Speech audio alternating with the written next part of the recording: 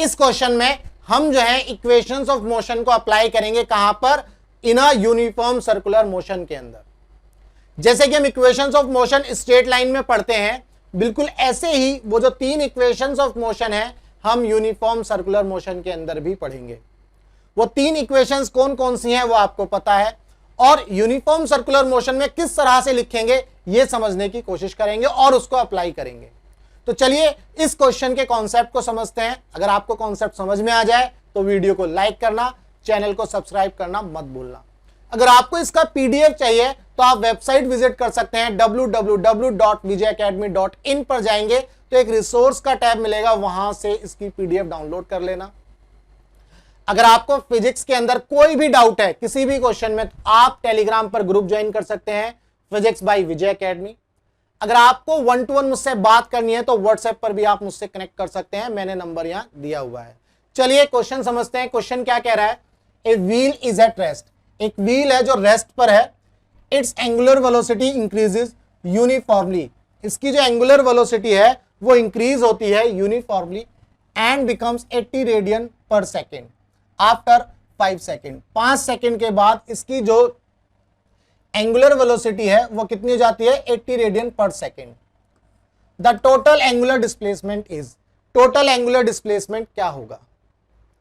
तो आपको 3 इक्वेशन पता है, कौन कौन सी है भाई, v is equal to u plus a t, ये आपने इक्वेशन पढ़ी होगी इक्वेशन ऑफ मोशन के अंदर। Then s is equal to u t plus half a t square, then v square minus u square is equal to 2as। ये 3 equations of motion आपने motion in a straight line में पढ़ी है।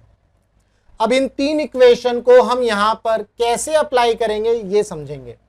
Uniform circular motion के अंदर, uniform circular motion में किस तरह से अप्लाई करेंगे ये देखेंगे। पहले तो इन 3 इक्वेशन को हम यूनिफॉर्म सर्कुलर मोशन में किस तरह से लिखेंगे ये समझना है। जैसे यहां पर फाइनल वेलोसिटी v है, तो यहां वेलोसिटी है, तो वेलोसिटी की जगह यहां जब सर्कुलर मोशन आ जाएगा तो एंगुलर वेलोसिटी चलेगी। तो फाइनल वेलोसिटी v है तो एंगुलर वेलोसिटी फाइनल ये हो जाएगी omega f, that is equal to omega i, that is initial velocity, plus यहां पर a है आपका लीनियर एक्सीलरेशन, यहां पर a क्या है, लीनियर एक्सीलरेशन, तो यहां क्या चलेगा, एंगुलर एक्सीलरेशन अल्फा, यहां पर अल्फा चलेगा एंगुलर एक्सीलरेशन। ठीक है, इसके बाद डिस्प्लेसमेंट की बात करते हैं। यहां पर ये s डिस्प्लेसमेंट है, एंगल के केस में या सर्कुलर मोशन के केस में एंगुलर डिस्प्लेसमेंट चलेगा theta f minus theta i, ये पूरा का पूरा एंगुलर डिस्प्लेसमेंट हो जाएगा ut, that means omega i into T plus half alpha T square. इस तरह से हम इस इक्वेशन को लिख लेंगे।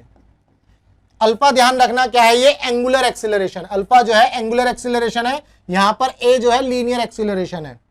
v square minus u square is equal to 2as, तो भाई यहां पर हो जाएगा ओमेगा f का स्क्वायर माइनस ओमेगा i का square, that is equal to 2a, sorry not a, it is alpha, 2 alpha and theta final minus theta initial. आपको इस s और s में भी कंफ्यूजन नहीं होना चाहिए, s जो डिस्प्लेसमेंट है, अगर हम इसको इस तरह से लिख दें x final minus x initial, तो इस तरह से भी लिखा जाता है, ये आपको पता होगा। इसके बाद इसको भी इस तरह से लिख सकते हैं 2a x final minus x initial. तो बेसिकली s जो है डिस्प्लेसमेंट है, final position minus initial position. Clear है। तो यहां पर जो है इस क्वेश्चन में हम जो है इन 3 इक्वेशन को, जो 3 इक्वेशन है ये स्ट्रेट लाइन में पढ़ते हैं, बिल्कुल ऐसे ही ये 3 इक्वेशन हम यूनिफॉर्म सर्कुलर मोशन के अंदर पढ़ेंगे। तो बेसिकली इन 3 इक्वेशन की एप्लीकेशन है इस क्वेश्चन में। चलो अब देखते हैं क्या बोल रहा है, a wheel is at rest, that means इसका एंगुलर वेलोसिटी इनिशियल क्या है, रेस्ट पर है भाई, ओमेगा आई क्या है, ये 0 क्वेश्चन में दिया है। It's angular velocity increases uniformly, इसकी जो एंगुलर वेलोसिटी इंक्रीज होती है यूनिफॉर्मली और कितनी हो जाती है, omega F 80, that means 80 radian पर सेकेंड आफ्टर 5 सेकेंड, कितने टाइम में, 5 सेकेंड में, t बराबर 5। The total angular displacement is, तो टोटल एंगुलर डिस्प्लेसमेंट हमें निकालना है। तो देखो एंगुलर डिस्प्लेसमेंट आपको सेकंड इक्वेशन में मिल रहा है, ये आपकी फर्स्ट इक्वेशन हो गई, ये आपकी सेकंड, ये आपकी थर्ड। तो एंगुलर डिस्प्लेसमेंट आप पहली इक्वेशन से भी निकाल सकते हो, दूसरी से भी और तीसरी से भी। देखो सॉरी फर्स्ट में तो नहीं आएगा, सेकंड और थर्ड से निकाल सकते हो। तो सेकंड में आपको theta F minus theta Y यहां से निकाल सकते हो, बट आपको अल्फा चाहिए, बट आपको क्या चाहिए, अल्फा चाहिए, है ना। यहां पर आपको दिख रहा है सेकंड इक्वेशन में अल्फा, थर्ड इक्वेशन में भी आप देख रहे हो यहां भी अल्फा है, तो यहां अल्फा चाहिए। तो यहां से हम जो है एंगुलर डिस्प्लेसमेंट निकाल सकते हैं। तो सेकंड और थर्ड इक्वेशन से हम जो है से हम जो है एंगुलर डिस्प्लेसमेंट निकाल सकते हैं, लेकिन उनको निकालने के लिए हमें क्या चाहिए, पहले अल्फा। तो अल्फा हम कैसे निकाल सकते हैं, हम फर्स्ट इक्वेशन से निकाल सकते हैं। देखो ओमेगा एफ, फर्स्ट इक्वेशन लगाएंगे हम, omega F is equal to omega I plus alpha into T. अब ओमेगा आई तो 0 दिया है, तो ये टर्म आपकी 0 हो जाएगी। ओमेगा एफ कितना दिया हुआ है, 80, ये 80 आ गया, अल्फा इंटू टी, टी की जगह कितना आ जाएगा, 5, टी की जगह आ गया 5 दिया है, तो अल्फा कितना आ गया, 16 पंजे 80, 16, अल्फा आ गया 16 रेडियन पर सेकेंड स्क्वायर। तो अल्फा आ गया आपके पास 16 रेडियन पर सेकेंड स्क्वायर, ठीक है। तो अल्फा मिल गया आपको। अब इस अल्फा को सेकंड इक्वेशन में रख दो, आसान हो जाएगा। ये आपकी फर्स्ट इक्वेशन थी, सेकंड इक्वेशन में रख देंगे। अब हम इसको सेकंड इक्वेशन में रख देंगे, theta F minus theta I that is equal to omega I. Omega I तो 0 है आपका, ओमेगा आई क्या है, 0। चलो लिख लेते हैं ओमेगा आई into T plus half alpha T square. तो ये वाली टर्म आपकी 0 हो जाएगी, क्योंकि ओमेगा आई आपका 0 है। तो थीटा एफ माइनस थीटा आई यानी कि आपका टोटल एंगुलर डिस्प्लेसमेंट कितना हो जाएगा, हाफ। अल्फा की जगह क्या आ जाएगा, 16, अल्फा की जगह 16 T square, that means 5 into 5, 2 अट्ठे 16, 8 पंजे 40 और 5 40 पंजे 200, 200 रेडियन। क्या ये बात क्लियर है, 200 radian is the correct answer. 200 radian is the total angular displacement, यानी कि थर्ड ऑप्शन इसका सही है। क्लियर है। तो उम्मीद करता हूं आपको ये क्वेश्चन समझ में आया होगा, इसका कॉन्सेप्ट समझ में आया होगा। अगर आपको ये कॉन्सेप्ट समझ में आ गया तो भाई वीडियो को तुरंत लाइक कर दो और चैनल को जरूर सब्सक्राइब कर देना। अगर आपको फिजिक्स के अंदर कोई भी डाउट है तो आप जो है टेलीग्राम पर ग्रुप ज्वाइन कर सकते हैं, फिजिक्स बाय विजय एकेडमी। अगर आप 1-to-1 बात करना चाहते हैं तो व्हाट्सएप पर भी आप मुझसे बात कर सकते हैं, कोई भी डाउट है आप मुझसे पूछ सकते हैं। अगर आपको इसका पीडीएफ चाहिए तो वेबसाइट विजिट कर सकते हैं, वेबसाइट दी हुई है, वहां पर रिसोर्स का एक टैब मिलेगा, वेबसाइट में जाएंगे तो वहां से इसका पीडीएफ डाउनलोड कर सकते हैं। चलिए मिलते हैं हम अपने नेक्स्ट क्वेश्चन में। इस क्वेश्चन में जो है आपको एक लीनियर वेलोसिटी और एंगुलर वेलोसिटी की जो रिलेशन है उस रिलेशन को याद रखना है और ये क्वेश्चन उसी से सॉल्व हो जाएगा। चलिए क्वेश्चन क्या कहता है, a wheel is of diameter 1 metre. एक व्हील जो है कितने डायमीटर का है, 1 मीटर का। If it makes 30 revolution per second, अगर ये 30 रिवॉल्यूशन पर सेकेंड बनाता है, if it makes 30 revolution per second then the linear speed of a point on its circumference will be. तो ध्यान से समझेंगे, ध्यान से समझना है इस चीज को। मान लो ये व्हील बना दिया हमने, ये भाई व्हील बना दिया और ये इसका एक्सिस बना देते हैं हम, ये इसका एक्सिस है। A wheel is of diameter 1 metre. ध्यान रखना व्हील का डायमीटर कितना है, 1 मीटर। तो डाया अगर डी से डिनोट करते हैं तो डाया 1 मीटर, तो इसका मतलब रेडियस कितनी हो जाएगी, 1/2। ये आपको मिल गई भाई। If it makes 30 revolution per second, ये जो है ना 30 रिवॉल्यूशन पर सेकेंड, ये बेसिकली क्या है, फ्रीक्वेंसी। ये क्या है, फ्रीक्वेंसी। ये है फ्रीक्वेंसी। फ्रीक्वेंसी क्या है, 30 रिवॉल्यूशन पर सेकेंड, है ना। तो इसका मतलब आपको पता है ओमेगा क्या होता है एंगुलर वेलोसिटी में, 2 पाई अपॉन टी। तो बेसिकली जो फ्रीक्वेंसी होता है, अगर हम बात करें 1 रिवॉल्यूशन पर टाइम पर सेकेंड, तो 1 अपॉन टी इसका फॉर्मूला बनता है फ्रीक्वेंसी का।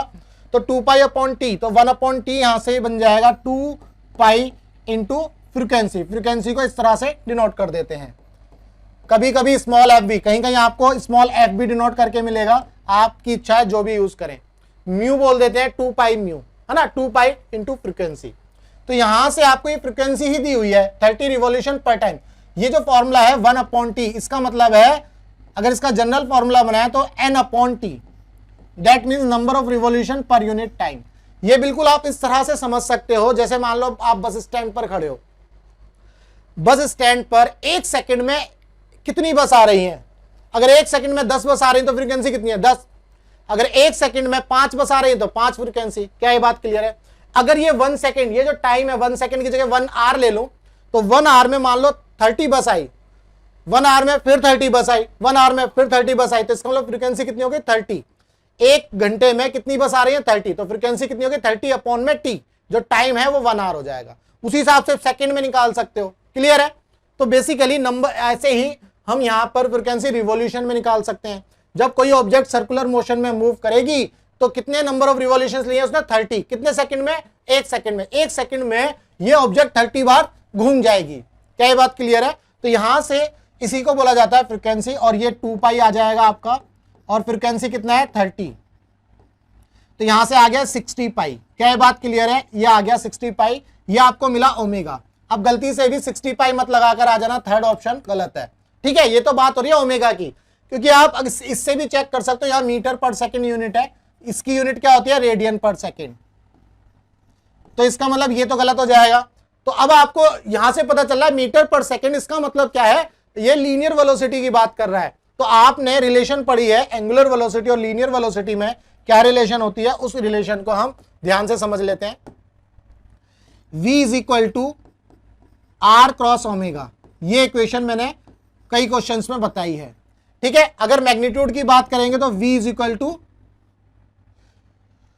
आर क्रॉस ओमेगा, ये आपका r हो जाएगा, ये v हो जाएगा, तो ये ओमेगा हो जाएगा, तो omega cross R, sorry omega cross R चलेगी इक्वेशन।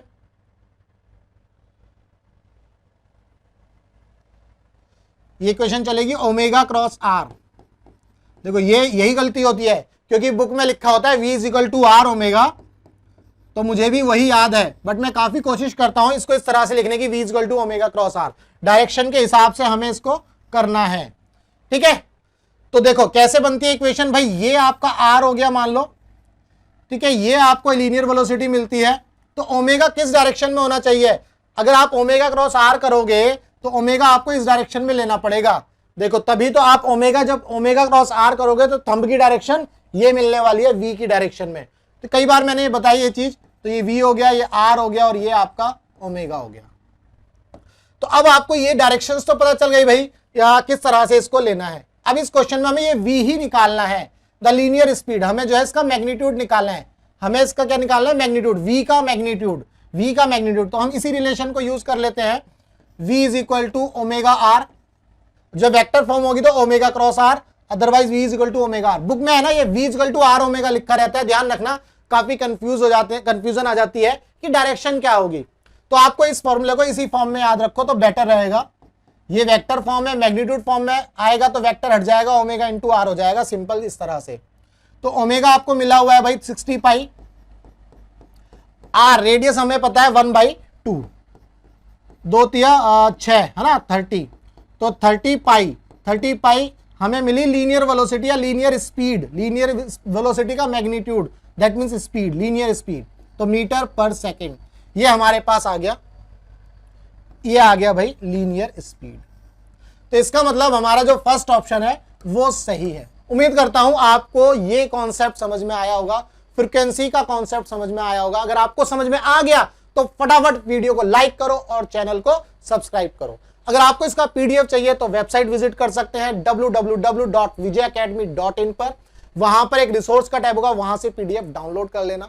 अगर आपको फिजिक्स के अंदर कोई भी डाउट है तो आप जो है टेलीग्राम पर ग्रुप ज्वाइन कर सकते हैं, फिजिक्स बाय विजय एकेडमी, और अगर आपको 1-to-1 बात करनी है तो व्हाट्सएप पर भी आप बात कर सकते हैं।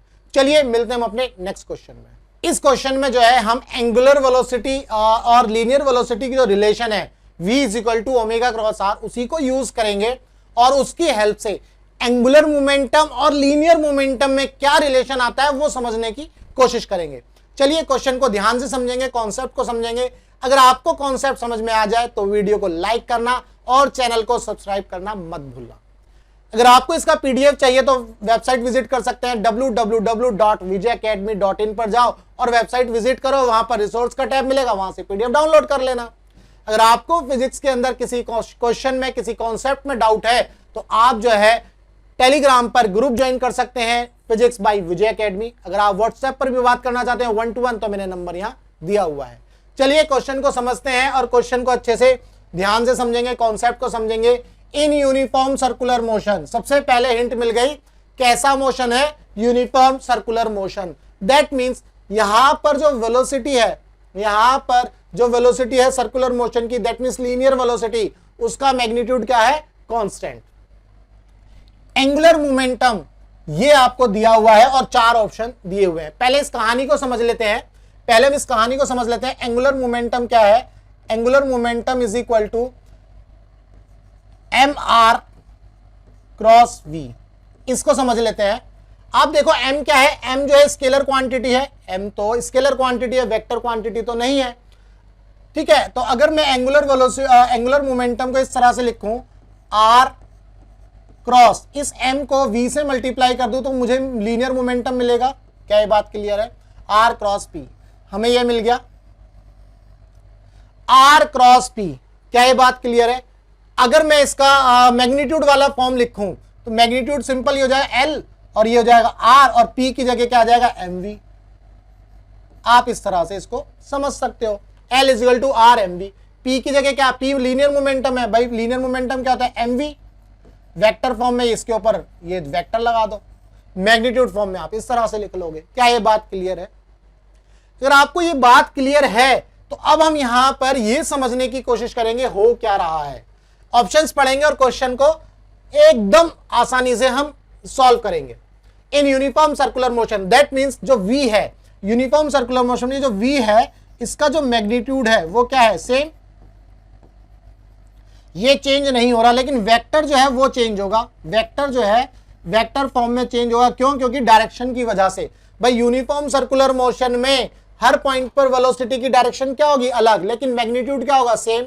फॉर एग्जाम्पल, अगर एक कार 20 मीटर पर सेकंड की स्पीड से ऐसे घूमती जा रही है 20 मीटर पर सेकंड की स्पीड से घूमती जा रही है, तो वेलोसिटी का मैग्नीट्यूड तो सेम है, लेकिन हर पॉइंट पर डायरेक्शन अलग अलग है। क्या ये बात क्लियर है? चलो अब यहां से पढ़ेंगे, both angular velocity and angular momentum very. Angular velocity और एंगुलर मोमेंटम जो है क्या करेंगे? चेंज होंगे। क्या ये बात क्लियर है? भाई जब एक बात बताओ, जब वेलोसिटी यहां पर both angular momentum and angular velocity very, है ना, यहां पर जो है, पहले एंगुलर वेलोसिटी की बात कर लेते हैं। एंगुलर वेलोसिटी क्या होता है? अगर मैं यहां एंगुलर वेलोसिटी लिखूं तो ये क्या होता है? v is equal to omega cross r, ये वेक्टर फॉर्म है, और v is equal to omega r, ये मैग्नीट्यूड वाली फॉर्म है। ये क्या है? मैग्नीट्यूड वाली फॉर्म।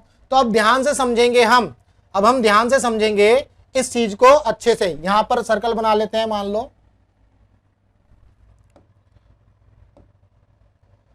और आपको पता है अगर ये एक्सिस है, ये r है, ये लीनियर वेक्टर है v यानी कि वेलोसिटी, तो और यहां पर आपको ऊपर क्या मिलेगा? ओमेगा। ओमेगा क्रॉस r करोगे तो v मिलेगा। भाई ओमेगा क्रॉस r करोगे तो थंब की डायरेक्शन में v मिल जाएगा। ये तो आ गया भाई इसका डायग्राम। अब आप देखो वेलोसिटी का डायरेक्शन चेंज हो या r, है ना, अगर वेलोसिटी यहां बनाई है, अगर तुम इस चीज को यहां बना लो तो ये आपकी क्या बन जाएगी? वेलोसिटी। ये आपका r हो जाएगा, तो यहां पर ओमेगा ऊपर आ जाएगा। क्या ओमेगा की डायरेक्शन चेंज हो रही है? वेलोसिटी की डायरेक्शन चेंज होने से क्या ओमेगा की डायरेक्शन में कोई फर्क पड़ रहा है? नहीं। देखो यहां पर ओमेगा क्रॉस r करोगे तो v यहां मिल रहा है, ओमेगा क्रॉस r करोगे तो v यहां मिल रहा है। तो यानी कि ये जो ऑब्जेक्ट है किस मोशन में चल रही है? इस तरह से घूम रही है। ठीक है, उम्मीद करता हूं अगर आप इसको टॉप से देखोगे तो एंटी क्लॉकवाइज दिखेगी। ऊपर से टॉप से देखोगे तो ऐसे घूम रही है एंटी क्लॉकवाइज। तो आप देखो वेलोसिटी की डायरेक्शन चेंज हो रही है, r की भी डायरेक्शन चेंज हो रही है। क्या ओमेगा की डायरेक्शन चेंज हो रही है? नहीं, ना तो ओमेगा की डायरेक्शन चेंज हो रही है क्योंकि ओमेगा तो ऊपर ही एक्ट कर रहा है, ना तो ओमेगा की डायरेक्शन चेंज हो रही है, और ना ही इसकी जो वेलोसिटी इसका जो मैग्नीट्यूड है वो चेंज हो रहा है, क्योंकि मैग्नीट्यूड तो v और r सेम है। ठीक है, ना तो इसका ओमेगा का मैग्नीट्यूड चेंज हो रहा है, ना ही इसकी डायरेक्शन चेंज हो रही है। तो इसका मतलब एंगुलर वेलोसिटी वेरी तो करने वाला है ही नहीं। क्या ये बात क्लियर है? इसका मतलब जो एंगुलर वेलोसिटी है ओमेगा, ना तो ये वेक्टर के फॉर्म में वेरी कर रहा है, यानी कि डायरेक्शन, ना तो इसकी डायरेक्शन में कोई फर्क पड़ रहा ना तो इसके डायरेक्शन में कोई फर्क पड़ रहा है, ना ही इसके मैग्नीट्यूड में कोई फर्क पड़ रहा है। तो अब देखो एंगुलर वेलोसिटी से उड़ा दो, the angular velocity varies, angular velocity varies, तो ये भी गलत, फर्स्ट भी गलत, एंगुलर वेलोसिटी तो वेरी ही नहीं कर रहा। Both the angular velocity and angular momentum stay constant. अभी इसकी बात करेंगे, एंगुलर मोमेंटम वेरीज, देखो थर्ड ऑप्शन में भी angular moment angular momentum varies but the angular velocity remains constant. तो इसको चेक करेंगे, भाई ये बोल रहा है कि angular velocity remains constant, angular velocity remains constant, तो हाँ ये तो मैच कर रहा है, लेकिन एंगुलर मोमेंटम की बात करनी पड़ेगी अब हमें किसकी बात करनी पड़ेगी, एंगुलर मोमेंटम की। अब देखो एंगुलर मोमेंटम क्या था, आर क्रॉस पी, यहां पर ध्यान से समझेंगे, एंगुलर मोमेंटम क्या है, आर क्रॉस पी आया भाई। अब देखो angular momentum R cross P, P तो मैंने बता दिया एम बी, मतलब अगर मान लो ये ऑब्जेक्ट जो है, दूसरा कलर ले लेते हैं, अगर आपका ये ऑब्जेक्ट जो है इस डायरेक्शन में वेलोसिटी है और इसका मास मान लो m है, तो लीनियर मोमेंटम जो एम बी आएगा वो भी इसी डायरेक्शन में होगा। दैट मीन्स ये जो ग्रीन कलर से मैं बना रहा हूं ये p लिख देते हैं, आपको लीनियर मोमेंटम इस डायरेक्शन में मिलेगा। अब बोल रहा है आर क्रॉस पी, भाई अगर आर और पी को क्रॉस करोगे तो एल आपको ऊपर मिलेगा, आर और पी को क्रॉस करोगे तो एल आपको ऊपर मिलेगा। क्या ये बात क्लियर है, राइट हैंड थंब रूल से क्या आपको ये बात क्लियर है? तो इसका मतलब ये आपको एल मिल जाएगा। भाई अगर आर क्रॉस पी करोगे तो आपको एल मिल जाएगा। एक बार फिर से समझ लेते हैं, मान लो ये मोमेंटम है, ये जो ब्लू पेन है ना, ये रेडियस वेक्टर है, ये ग्रे पेन और black pen, sorry not blue, ये वाला ब्लू ये है ना, तो ब्लैक पेन मोमेंटम की तरफ है और ये ग्रे पेन जो है आपका रेडियस वेक्टर है। तो आर क्रॉस पी करेंगे, आर क्रॉस पी करेंगे, इस तरह से क्रॉस करेंगे ग्रे पेन से ब्लैक पेन की तरफ, आर से पी की तरफ, तो हमें एल किस डायरेक्शन में मिला, अपवर्ड डायरेक्शन में। एल किस डायरेक्शन में मिला, अपवर्ड डायरेक्शन में। बहुत बढ़िया। अगर आप यहां पर करोगे यही सेम चीज, तो यहां पर आपका ये पी हो जाएगा, यहां पर ये पॉइंट क्या हो जाएगा, पी, लीनियर मोमेंटम। तो आपका एल कहां होगा, ध्यान से समझो, एल कहां होगा, वो एल आपको ऊपर ही मिलेगा। क्या बात क्लियर है, कलर से समझ लेना। तो यहां पर जब आर क्रॉस पी करोगे तो एल कहां मिल रहा है, ऊपर ही मिल रहा है। तो यहां देखो एल की भी डायरेक्शन क्या है, same. That means angular momentum की डायरेक्शन भी क्या है, सेम। क्या बात क्लियर है? तो इसका मतलब दोनों का जो मैग्नीट्यूड है और डायरेक्शन, दोनों का जो मैग्नीट्यूड है और direction, that means angular velocity और एंगुलर मोमेंटम, दोनों का मैग्नीट्यूड सेम है, दोनों की डायरेक्शन सेम है, इसीलिए दोनों सेम होंगी, कांस्टेंट होंगी। Both the angular velocity and angular momentum stay constant. That means third option सही है। Angular momentum varies, angular momentum very नहीं करेगा, इसका मतलब फोर्थ ऑप्शन भी आपका करेक्ट है। उम्मीद करता हूं आपको इस क्वेश्चन का कॉन्सेप्ट अच्छे से समझ में आ गया होगा। करना क्या है, डायरेक्शंस को ध्यान रखना है, बहुत आसान है। राइट हैंड थंब रूल लगाओ और क्वेश्चंस को सॉल्व करो। अगर कॉन्सेप्ट समझ में आ गया तो वीडियो को लाइक करना, चैनल को सब्सक्राइब करना मत भूलना। अगर आपको इसका पीडीएफ चाहिए तो वेबसाइट विजिट कर सकते हैं, रिसोर्स टैब पर जाएंगे, वहां से डाउनलोड कर सकते हैं। फिजिक्स में कोई भी डाउट है तो आप फिजिक्स बाय विजय एकेडमी टेलीग्राम पर ग्रुप ज्वाइन कर लो फटाफट। इसके बाद अगर 1 to 1 बात करना चाहते हैं तो व्हाट्सएप पर भी आप मुझसे बात कर सकते हैं। चलिए मिलते हैं हम अपने नेक्स्ट क्वेश्चन में। अब इस क्वेश्चन में क्या कह रहा है, ध्यान से समझेंगे। A body is moving in a circular path with a constant speed. एक बॉडी जो है सर्कुलर पाथ में मूव कर रही है कांस्टेंट स्पीड से। तो इसका मतलब आपको ये पता है कौन सा केस है, यूनिफॉर्म सर्कुलर मोशन का।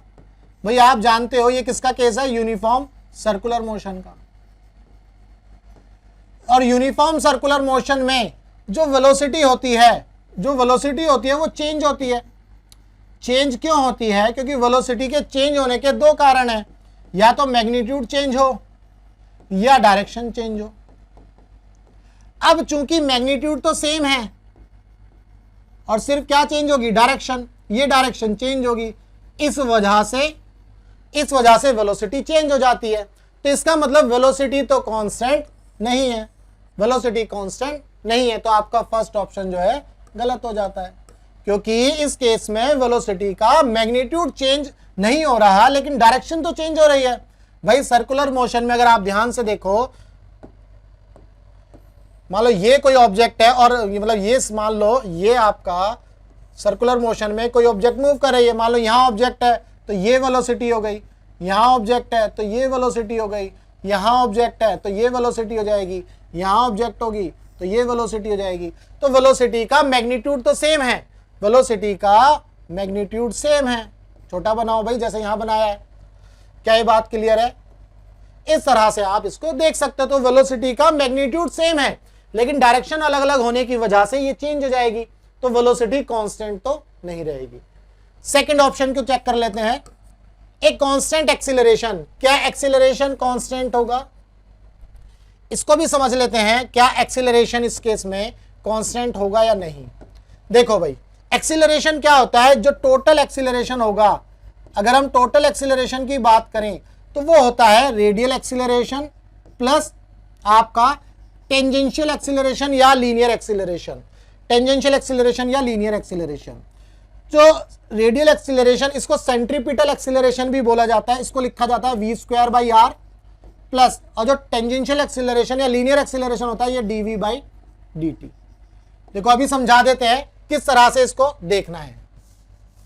यहां देखेंगे सर्कुलर मोशन के केस में, मान लो ये पॉइंट है, ये आपका रेडियल वेक्टर हो जाएगा यानी कि रेडियल एक्सीलरेशन, और जो टेंजेंशियल एक्सीलरेशन होगा, जो आपका टेंजेंशियल एक्सीलरेशन होगा, मान लो इस तरह से इसको छोटा बनाओ थोड़ा, ये आपका AR हो गया, टूवर्ड्स द सेंटर एक्ट कर रहा है, और दूसरा आपका क्या हो जाएगा? दूसरा आपका टेंजेंशियल एक्सीलरेशन, ये जो है इस तरह से टेंजेंशियली एक्ट करेगा। तो इन दोनों का जो वेक्टर सम होगा, इन दोनों का जो वेक्टर सम होगा वो आपको टोटल एक्सीलरेशन देगा। क्या ये बात क्लियर है? ये आपका टोटल एक्सीलरेशन होगा। क्या ये बात क्लियर है? इन दोनों का जो वेक्टर सम होगा टेंजेंशियल और रेडियल का, वो क्या होगा? टोटल एक्सीलरेशन के इक्वल होगा।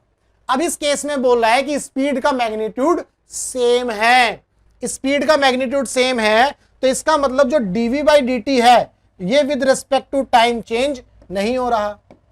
इसका मतलब dv/dt जो है जीरो हो जाएगा, dv/dt जीरो हो जाएगा। तो अब आप यहां ध्यान से देखो, यहां पर a टोटल जो है सिर्फ और सिर्फ किसके इक्वल आ रहा है? v²/r के। ये जीरो हो गया तो ये तो सिर्फ इसके इक्वल आ गया। अब यहां ध्यान से देखो, radial acceleration towards the centre act कर रहा है। अगर ऑब्जेक्ट यहां होगी तो ये टूवर्ड्स द सेंटर एक्ट करेगा, ऑब्जेक्ट यहां होगी तो टूवर्ड्स द सेंटर एक्ट करेगा, ऑब्जेक्ट यहां है तो टूवर्ड्स द सेंटर एक्ट करेगा। अब आप एक चीज ध्यान से देखो, AR की जो डायरेक्शन है वो टूवर्ड्स द सेंटर है, लेकिन अगर आप इसको एक्स इस तरह से समझो, ईस्ट, वेस्ट, नॉर्थ, साउथ के एंगल से देखो तो AR की डायरेक्शन कभी वेस्ट की तरफ है, कभी ईस्ट की तरफ होगी। इस तरह से आप देखो, है ना। अगर ये वाला AR देखोगे तो टूवर्ड्स द ईस्ट है, यहां से AR देखोगे तो टूवर्ड्स द वेस्ट है, यहां देखोगे तो आपको नॉर्थ ईस्ट मिल रहा है, यहां पर AR देखोगे तो नॉर्थ वेस्ट मिल रहा है। दैट मीन्स AR की जो डायरेक्शन है टूवर्ड्स द सेंटर तो है, लेकिन अगर इस एंगल से देखोगे तो AR की जो डायरेक्शन है वो चेंज हो रही है। अगर AR की डायरेक्शन चेंज हो रही है तो टोटल एक्सीलरेशन की डायरेक्शन भी क्या हो रही है? चेंज हो रही है। भाई v²/r की जो डायरेक्शन है वो चेंज होती जा रही है ना। तो है तो ये टूवर्ड्स द सेंटर एक्ट कर रहा है, लेकिन अगर इसको इस एंगल से देखा जाए तो टोटल एक्सीलरेशन आपका चेंज होगा। देखो यहां पर टोटल एक्सीलरेशन ये हो जाएगा, अगर यहां इस पॉइंट पर निकालोगे तो टोटल एक्सीलरेशन आपका यही होगा, क्योंकि dv/dt तो जीरो हो जाएगा। इधर टोटल एक्सीलरेशन ये AR जो AT के इक्वल हो जाएगा, यहां भी AR AT के इक्वल हो जाएगा। क्या ये बात क्लियर है? तो यहां भी ये AT के इक्वल हो जाएगा, ये भी AT के इक्वल हो जाएगा। तो टोटल एक्सीलरेशन और रेडियल एक्सीलरेशन इस केस में सेम हो जाएंगे। अगर इस केस में ये सेम हो जाएंगे और रेडियल एक्सीलरेशन की डायरेक्शन चेंज होगी तो टोटल एक्सीलरेशन की डायरेक्शन भी चेंज होगी। तो जब ये चेंज होगी तो यहां पर जो कांस्टेंट एक्सीलरेशन आपको नहीं मिलेगा, क्योंकि एक्सीलरेशन की बात करें तो यहां पर भी हमें मैग्नीट्यूड और डायरेक्शन चेक करनी है। जैसे कांस्टेंट वेलोसिटी में भी हमने मैग्नीट्यूड और डायरेक्शन चेक करी, बिल्कुल ऐसे ही एक्सीलरेशन में भी हम मैग्नीट्यूड और डायरेक्शन चेक करेंगे। तो यहां पर इसका मैग्नीट्यूड तो सेम आएगा v²/r, क्योंकि v जो है स्पीड है और r जो है कांस्टेंट है, तो दोनों का जो रेशो आएगा वो सेम आएगा। तो a टोटल जो है सेम आएगा, लेकिन डायरेक्शन की वजह से, डायरेक्शन चेंज होने की वजह से a टोटल चेंज हो जाएगा। दैट मीन्स आपका एक्सीलरेशन कांस्टेंट नहीं होगा। तो आपका सेकंड ऑप्शन भी गलत हो जाता है।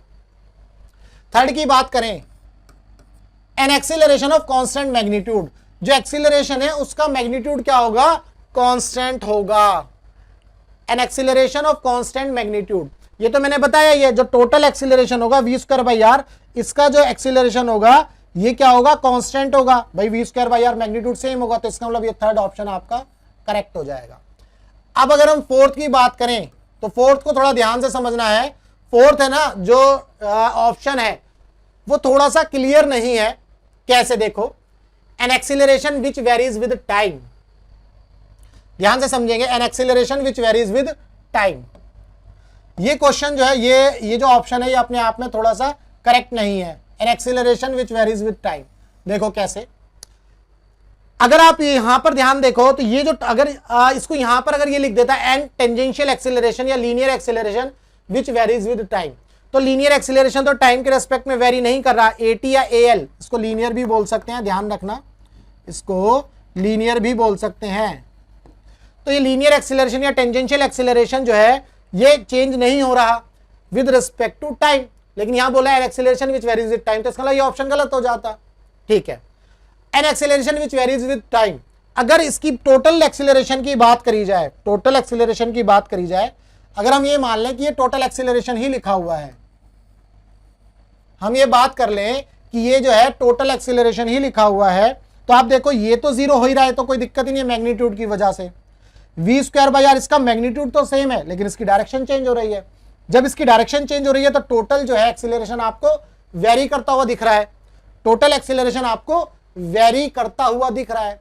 तो ये जो an acceleration which varies with time, ये जो है ना अपने आप में स्टेटमेंट जो है थोड़ा सा क्लियर नहीं है, बट थर्ड ऑप्शन आपको बिल्कुल क्लियरली बता रहा है। An acceleration of constant magnitude, acceleration क्या होगा, कांस्टेंट मैग्नीट्यूड का होगा, एक्सीलरेशन कांस्टेंट मैग्नीट्यूड का होगा। An acceleration which varies with time, यहां पर आपको क्लियरली फिर से मैं बता देता हूं, ये जो है ना एन एक्सीलरेशन का थोड़ा सा डाउटफुल है। अगर ये टोटल एक्सीलरेशन की बात कर रहा है तो भैया ये with respect to time change होगा, क्योंकि डायरेक्शन चेंज हो रही है। देखो मैंने बताया ना अभी, ये ए आर जो टोटल एक्सीलरेशन के इक्वल हो जाएगा, क्योंकि ये वाली वैल्यू तो जीरो है, यहां पर टेंजेंशियल कंपोनेंट मिलेगा ही नहीं या लीनियर कंपोनेंट मिलेगा ही नहीं, तो सिर्फ ए आर मिलेगा। ए आर जो है टोटल एक्सीलरेशन के इक्वल हो रहा है, तो मैग्नीट्यूड सेम है लेकिन डायरेक्शन देखो हर टाइम अलग अलग है। तो इसका मतलब अगर ये टोटल एक्सीलरेशन की बात हो रही है तो विद रिस्पेक्ट टू टाइम वो वेरी कर रहा है। ठीक, अब अगर यहां पर ये जो एक्सीलरेशन है अगर ये सिर्फ लिखता tangential acceleration which varies with time तो ये गलत हो जाता। क्या ये बात क्लियर है? तो ये जो ऑप्शन है ये थोड़ा सा डाइसी सा है, लेकिन थर्ड ऑप्शन जो है बिल्कुल परफेक्टली मैच कर रहा है। क्या ये बात क्लियर है? तो इसीलिए इस क्वेश्चन का जो थर्ड ऑप्शन है वो करेक्ट है। फोर्थ वाला करेक्ट इसलिए नहीं है, थोड़ा सा ये क्या है, डाउटफुल। ये कैसा है? डाउटफुल। मतलब स्टेटमेंट जो अपने आप में क्लियर नहीं है। एन एक्सीलरेशन, अगर ये एक्सीलरेशन टोटल की बात कर रहा है तो ये भैया वेरी करेगा विद रिस्पेक्ट टू टाइम, क्योंकि मैग्नीट्यूड तो सेम है लेकिन डायरेक्शन अलग अलग है, जैसे हमने यहां किया था। क्या ये बात क्लियर है? उम्मीद करता हूं इस क्वेश्चन का जो कॉन्सेप्ट है आपको समझ में आया होगा। अगर कॉन्सेप्ट समझ में आ गया तो वीडियो को लाइक करना और चैनल को सब्सक्राइब करना मत भूलना। अगर आपको इसका पीडीएफ चाहिए तो वेबसाइट विजिट कर सकते हैं, www.vijayacademy.in पर जाओ, वहां पर एक रिसोर्स का टैब मिलेगा, वहां से इसका पीडीएफ डाउनलोड कर लेना। अगर आपको फिजिक्स के अंदर कोई भी डाउट है तो आप टेलीग्राम पर ग्रुप ज्वाइन कर सकते हो, फिजिक्स बाय विजय अकेडमी। और अगर आप 1-to-1 बात करना चाहते हो तो भैया आप व्हाट्सएप भी कर सकते हो, ये नंबर मैंने दिया हुआ है। तो चलिए मिलते हैं हम अपने नेक्स्ट क्वेश्चन में। इस क्वेश्चन में जो है ना सेंट्रीपिटल एक्सीलरेशन और रेडियल एक्सीलरेशन का कॉन्सेप्ट है। ध्यान से समझेंगे, सेंट्रीपिटल एक्सीलरेशन या रेडियल एक्सीलरेशन का कौन सा फॉर्मूला यूज होगा इस क्वेश्चन में समझने की कोशिश करेंगे। अगर कॉन्सेप्ट समझ में आ जाए तो वीडियो को लाइक करना और चैनल को सब्सक्राइब करना मत भूलना। चलिए क्वेश्चन क्या कहता है? 2 bodies of mass 10 kg and 5 kg moving in a concentric orbit of radius r, capital R and small r, such that their periods are same। यानी ये टाइम पीरियड सेम है, दोनों बॉडी जो है एक ही सर्कल कॉन्सेंट्रिक सर्कल में move कर रही हैं। Then the ratio between their centripetal acceleration is. तो सेंट्रीपिटल एक्सीलरेशन का रेशियो क्या होगा इसको समझना है। तो ध्यान से समझेंगे, मान लो भाई यहां ये सेंटर है और ये एक ऑब्जेक्ट आपकी यहां पर है और दूसरी ऑब्जेक्ट यहां पर है, एक ही लाइन में ले लिए मैंने। मैंने क्या किया, दोनों ऑब्जेक्ट को एक ही लाइन में ले लिया। ये आपका m जो है इसका ये 5 kg है और ये जो है 10 kg है इसका m।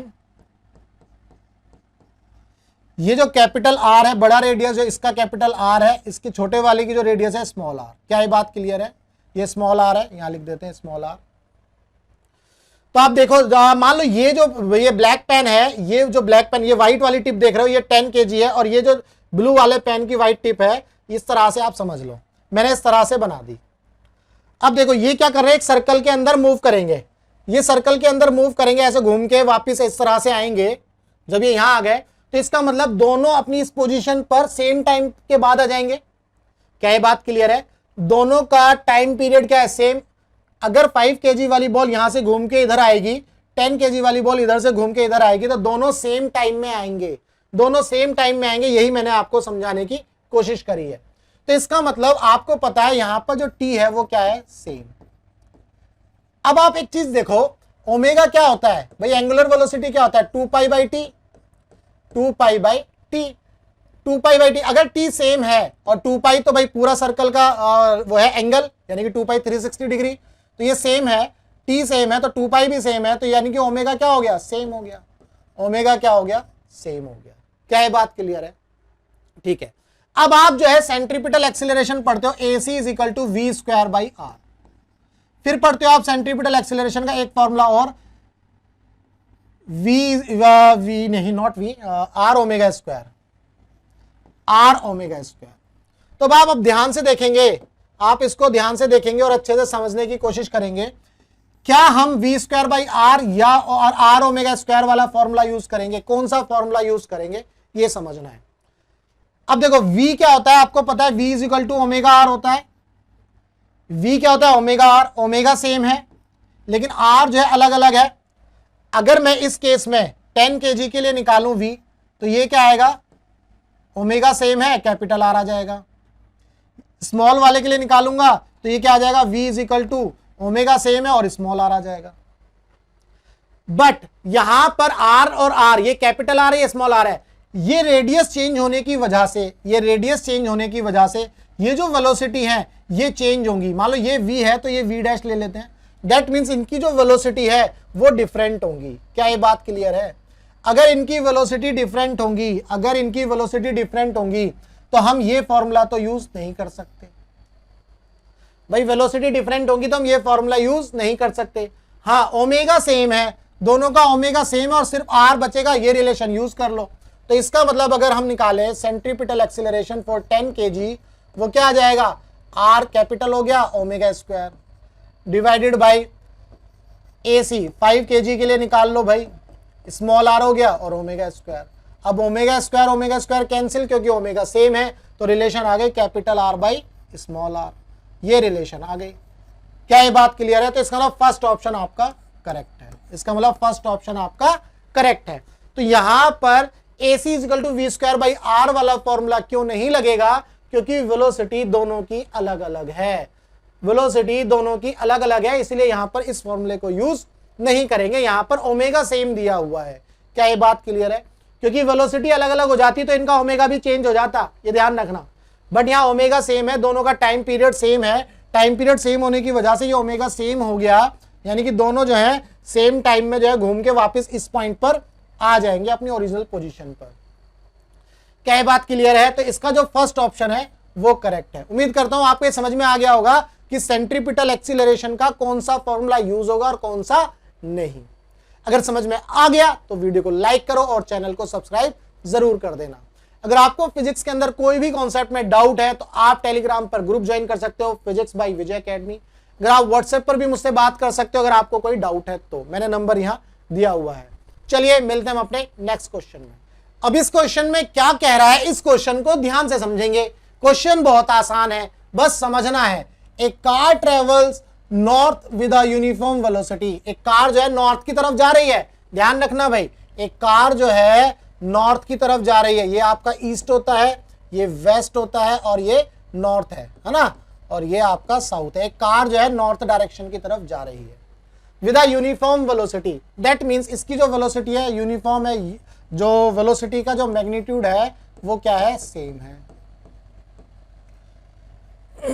It goes over a piece of mud, जैसे ही ये कार जो है मड के ऊपर आएगी, मान लो इस कार का एक टायर हम यहां बना लेते हैं भाई, इस कार का एक टायर हमने यहां बना लिया, ठीक है, इस कार का एक टायर हमने यहां पर बना लिया, और ये जो टायर है ऐसे से चल रहा है सीधा, तो ये नॉर्थ वाली डायरेक्शन में ड्रॉ कर दिया, ये हमने नॉर्थ वाली डायरेक्शन में ड्रॉ कर दिया, और ये कार जो है ऐसे घूमती हुई, ऐसे मतलब इसका टायर इस तरह से घूम रहा है और ये उधर जा रही है नॉर्थ में, ठीक है, एक टायर हमने इस तरह से बनाया है।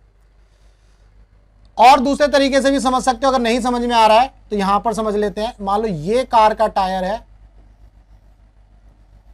और ये नॉर्थ डायरेक्शन है, ये नॉर्थ डायरेक्शन है, और ये वाली आपकी साउथ डायरेक्शन हो जाएगी, ठीक है भाई, नॉर्थ हो गया, साउथ हो गया, तो इसका मतलब ये ईस्ट हो जाएगी और ये आपकी वेस्ट डायरेक्शन हो जाएगी। इस तरह से भी आप इसको देख सकते हो। क्या ये बात क्लियर है? यहां देख लो चाहे यहां देख लो। अब बोल रहा है it goes over a piece of mud which sticks to the tyre, tyre के पीस, जो मड का पीस है वो अटैच होगा, ये चिपक रहा है, इसके ऊपर मड चिपक रही है। The particle of the mud as it leaves the ground, देखो टायर का कौन सा पोर्शन ग्राउंड के टच में होगा ये समझना है। टायर का सिर्फ और सिर्फ ये वाला पोर्शन, मान लो ये रोड है तो टायर का सिर्फ यही वाला पोर्शन तो ग्राउंड के टच में है, बाकी तो टच में नहीं है। तो टायर का जो पोर्शन ग्राउंड के टच में है, जैसे ही उस पोर्शन से ये जो टायर है अनटच होगा, है ना, यही बोल रहा है ना, the particle of the mud as it leaves the ground as thrown, तो जैसे ही ये टायर घूमेगा, जब इधर इस डायरेक्शन में घूमेगा, क्योंकि गाड़ी ऐसे नॉर्थ में जा रही है तो टायर इस तरह से घूमने वाला है। क्या ये बात क्लियर है? अब बड़ा सा बना देते हैं ये टायर, देखो ये टायर बना दिया, ये नॉर्थ डायरेक्शन हो गई, यहां पर जो है जो मड का पीस है वो चिपक गया, ये ठीक है। अब जैसे ही ये वाला पोर्शन छूटेगा, जैसे ही इस पॉइंट पर ये मड यहां से छूटेगी तो इस डायरेक्शन में जाएगी भाई, छूटते ही ये इस डायरेक्शन में जाने की कोशिश करेगी, तो इसका मतलब इसको लीनियर वेलोसिटी किस डायरेक्शन में मिल रही है? अगर ये नॉर्थ पॉइंट है, ये नॉर्थ है, तो ये आपका क्या है? साउथ है। क्या समझ में आया? ये नॉर्थ है तो ये आपका साउथ है। तो इसका मतलब आपका जो ये जो मड का जो पार्टिकल है किस डायरेक्शन में जाएगा? Towards the south, vertically towards the south, है ना। कहां लिख रहा है? Vertically upward, vertically downward. अच्छा, अब यहां तो साउथ नॉर्थ और इस तरह से लिखा हुआ है, तो ध्यान से समझते हैं भाई क्वेश्चन को। A car travels north with a uniform velocity, it goes over a piece of mud which sticks to the tire. The particle of the mud as it leaves the ground are thrown vertically upward. Vertically upward तो होगा ही नहीं, car travels towards the north जा रहा है, मान लो इस तरह से जा रही है, तो vertically upward ऊपर की तरफ तो नहीं आएगा, यानी कि इस डायरेक्शन में नहीं आएगा। vertically inward भी नहीं होगा, मतलब अगर मान लो कार यहां समझ लो, मान लो नॉर्थ में ऐसे जा रही है कार, तो ये जो मड का पार्टिकल है क्या ऊपर की तरफ गिर रहा है? नहीं, इस डायरेक्शन में गिर रहा है, साउथ की तरफ, है ना। वर्टिकली इनवर्ट भी नहीं होगा, टूवर्ड्स द नॉर्थ होगा। क्या ये पार्टिकल उठ करके दोबारा से नॉर्थ की डायरेक्शन में जाएगा? मान लो ये पार्टिकल क्या इस डायरेक्शन में जाएगा, नॉर्थ की डायरेक्शन में? नहीं, ये भी नहीं है। Towards the south, towards the south होगा, थर्ड ऑप्शन भी आपका गलत है। तो ये जो मड का पार्टिकल है इस डायरेक्शन में जाएगा। क्यों? क्योंकि आपको पता है v इज इक्वल टू क्या होता है? R omega. अगर आप v is equal to R omega या v is equal to omega cross R लगाओ, v is equal to omega cross R लगाओ, तो आपको ये पता चलेगा कि ये जो v है ये हमारी क्या है? Linear velocity. भाई ये हमारी लीनियर वेलोसिटी, तो इस पॉइंट पर जो लीनियर वेलोसिटी होगी वो टेंजेंशियल होगी। ये हमने टेंजेंशियल ड्रॉ कर दी। जब ये टेंजेंशियल होगी तो इसका मतलब मड का पार्टिकल टूवर्ड्स दी साउथ ही गिरेगा। क्या ये बात क्लियर है? क्या कॉन्सेप्ट क्लियर है? तो मैंने अलग अलग वेरिएशन बनाए हैं भैया, आप देख लेना। यहाँ डायरेक्शन बताई थी, यहाँ टायर बताया था इस तरह से, इसको फिर मैंने इधर ड्रॉ करके बता दिया, फिर इस टायर को थोड़ा सा यहाँ बड़ा कर दिया। क्या ये बात क्लियर है? ये टायर आपका बन गया है। तो टूवर्ड्स दी साउथ जो है, मड जो है टूवर्ड्स दी साउथ गिरेगी। ये सेकंड ऑप्शन गलत है, फर्स्ट गलत है, थर्ड गलत है। उम्मीद करता हूं आपको ये कॉन्सेप्ट समझ में आ गया होगा। अगर समझ में आ गया तो वीडियो को लाइक करो और चैनल को सब्सक्राइब करो। चलिए मिलते हैं हम अपने नेक्स्ट क्वेश्चन में। अब इस क्वेश्चन में क्या कह रहा है, यहां पर भी हम जो है रेडियल एक्सीलरेशन या सेंट्रीपिटल एक्सीलरेशन के कॉन्सेप्ट को यूज करने वाले हैं। क्यों और कैसे? देखो, a stone is tied to one end of a string. एक जो स्टोन है किससे बंधा हुआ है? एक रस्सी से, और कितने एंड पर बंधा हुआ है? 50 सेंटीमीटर लॉन्ग, है ना। Is wheeled in A horizontal circle. ऐसे उसको घुमाया जा रहा है, मान लो एक रस्सी बंधी हुई है और ऐसे इसको घुमा रहे हैं। क्या ये बात क्लियर है? रस्सी की जो लेंथ है वो 50 सेंटीमीटर है with a constant speed. Constant speed से जा रहा है, इसका मतलब uniform circular motion. If the stone makes 10 revolution in 20 second, अगर स्टोन जो है कितने रिवॉल्यूशन बना रहा है? 10 रिवॉल्यूशन कितने टाइम में? 20 सेकेंड में। What is the magnitude of acceleration of the stone? मैंने कई बार ये चीज बताई है, जो टोटल एक्सेलरेशन होता है, यहां समझेंगे, जो टोटल एक्सेलरेशन आपका होता है वो किसके इक्वल होगा? A radial acceleration plus a tangential acceleration. Radial acceleration आपका होता है V square by R plus linear acceleration या टेंजेंशियल एक्सेलरेशन होता है डीवी बाई डी टी। क्या हम इस इक्वेशन को ऐसे भी लिख सकते हैं आर ओमेगा स्क्वायर? क्या हम इसको ऐसे भी लिख सकते हैं R omega square plus DV by D T? ये दो फॉर्म है, इस तरह से आपको समझना है। क्वेश्चन में बोल रहा है कि जो स्पीड है वो कांस्टेंट है, that means DV by D वाली जो टर्म है ये आपकी जीरो हो जाती है, क्योंकि वेलोसिटी का जो मैग्नीट्यूड है वो चेंज नहीं हो रहा विद रिस्पेक्ट टू टाइम। तो ये बात आपको क्लियर हो गई, डीवी बाई डी जो है गलत हो गया, डीवी बाई डी आपका गलत हो गया। ठीक है भाई, जो मैग्नीट्यूड है डीवी बाई डी आप रेशियो निकालोगे, सॉरी डेरिवेटिव निकालोगे, तो वेलोसिटी का मैग्नीट्यूड चेंज नहीं हो रहा विद रिस्पेक्ट टू टाइम, तो ये टर्म जीरो हो जाती है। तो आपको ए टोटल क्या मिल रहा है? ए टोटल आपको सेंट्रीपिटल एक्सीलरेशन या रेडियल एक्सीलरेशन के इक्वल ही मिल रहा है, that is equal to R omega square. अब हम यहां पर वी स्क्वायर बाई आर वाली इक्वेशन यूज नहीं कर रहे, हम इसको यूज करेंगे। क्यों? क्योंकि आपको क्वेश्चन में क्या दिया है? 10 revolution in 20 second. 10 revolution in 20 second, तो क्या दिया हुआ है? 10 रिवॉल्यूशन इन 20 सेकेंड। हम क्या करेंगे? पहले यहां पर ओमेगा निकाल लेंगे। ओमेगा क्या होता है? 2 पाई बाई टी, और इसकी दूसरी फॉर्म बताई थी 2 पाई इंटू म्यू। ये जो म्यू है ये number of revolution per unit time है, तो 2 पाई नंबर ऑफ रिवॉल्यूशन कितने हैं? 10। कितने टाइम में? 20 सेकेंड में। तो क्या ये बात क्लियर है? यहां से 2 से 2 कैंसिल हो गया, तो इसका मतलब पाई रेडियन पर सेकंड आपको ओमेगा मिल गया। अब इस पाई को हम यहां उठा के रख सकते हैं, अब इस पाई को उठा करके हम यहां रख सकते हैं। आर कितना दिया हुआ है? 50 सेंटीमीटर। आर कितना है? 50 सेंटीमीटर, तो ये 50 हो गया इंटू पाई हमारा क्या है? 22/7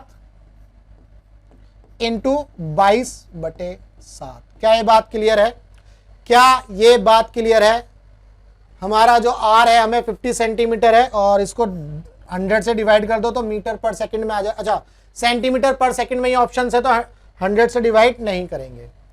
सेंटीमीटर पर सेकंड में ही आंसर है, तो 100 से डिवाइड नहीं करेंगे। तो 50 इंटू 20 222 अपॉन में 7 इंटू 7। अब एक बात ध्यान से देखो, अब हमें तो ऑप्शंस निकालने हैं। अब आप क्या करोगे? 7 7 49 और 50 को डिवाइड करोगे, ऐसे में नहीं करना, सिंपल है, बहुत आसान करेंगे इसको। ये 50 हो गया, इंटू ऊपर है 22 इंटू 22, और 7 7 49 को अगर 50 ही लिख दे तो क्या फर्क होने वाला है भाई? देखो 50 से 50 कैंसिल, तो 22 इंटू 22, 22 इंटू 22, 22 इंटू 22 देखो क्या होता है। देखो अभी आपको ये 22 इंटू 22 का भी पता होना चाहिए। 2 दूनी 4, 2 दूनी 4, ये 44, ये 44, 4 8 और 4। अब देखो 4 8 4 किसके नजदीक आ रहा है? 4 8 4 किसके नजदीक आ रहा है? अगर आप ध्यान से देखो तो ये फर्स्ट ऑप्शन के नजदीक आ रहा है। 4 8 4 यानी कि 484 किसके नजदीक आ रहा है? फर्स्ट ऑप्शन के साथ। फर्स्ट ऑप्शन आपका करेक्ट है। पेपर में आप ऐसा मत कर देना भैया 50 इंटू 20 इंटू 20 और डिवाइडेड बाई 49, आप तो करते रह जाओगे, कैलकुलेशन गड़बड़ हो जाएगी। क्या बात क्लियर है? तो इजी कैलकुलेशन के लिए इस 49 को मैंने 50 मान लिया। जैसे ही मैंने इसको 1 बढ़ाया तो ऊपर वाली क्वांटिटी और कम हो जाएगी, है ना, 484 हो गई। जैसे ही आप इसको 49 से डिवाइड करोगे 493 ही आएगा, करके देख लेना, मतलब पॉइंट्स में आएगा 493 या 492 पॉइंट कुछ आएगा, ये देख लेना आप क्या आएगा, बट वो उसके नजदीक आएगा। ठीक है, इसीलिए ऐसा किया क्योंकि 3 ऑप्शन जो है 720, 990 और 860, इनका दूर दूर तक कोई भी लेना देना नहीं है। तो उम्मीद करता हूं आपको ये क्वेश्चन जो है समझ में आ गया। और हमने यहां पर वी स्क्वायर बाई आर क्यों नहीं किया? क्योंकि हमें वी की वैल्यू नहीं दी। हम वी की वैल्यू भी निकाल के कर सकते थे, वी इक्वल टू आर, मेरा अल्टीमेटली तो वो यहां से यहां पहुंच ही रहे हैं ना हम, तो वही चीज है, तो मैंने इसको यूज कर लिया। तो ये डिपेंड करता है आपको कैसी अप्रोच रखनी है। ठीक है, चलो, अगर आपको ये कॉन्सेप्ट समझ में आ गया तो वीडियो को लाइक करना और चैनल को जरूर सब्सक्राइब करना। अगर आपको इसके पीडीएफ चाहिए तो वेबसाइट विजिट कर सकते हैं, वहां पर एक रिसोर्स का टैब मिलेगा, वहां से डाउनलोड कर सकते हैं। वेबसाइट का नाम है दिया हुआ है www.vijayacademy.in। वहां पर जाओ, रिसोर्स के टैब पर क्लिक करो और वहां से डाउनलोड कर लो। अगर आपको फिजिक्स के अंदर कोई भी डाउट है किसी क्वेश्चन में या किसी कॉन्सेप्ट में, तो आप मुझे टेलीग्राम पर ज्वाइन कर सकते हैं। ग्रुप दिया हुआ है मैंने, फिजिक्स बाय विजय एकेडमी। वहां पर आप अपना डाउट पूछो, मैं आपके डाउट क्लियर कर दूंगा। अगर आप 1-to-1 मुझसे बात करना चाहते हो तो व्हाट्सएप पर मैंने व्हाट्सएप का नंबर दिया हुआ है, आप जो है कनेक्ट कर सकते हैं। तो चलिए मिलते हैं अपने नेक्स्ट क्वेश्चन में।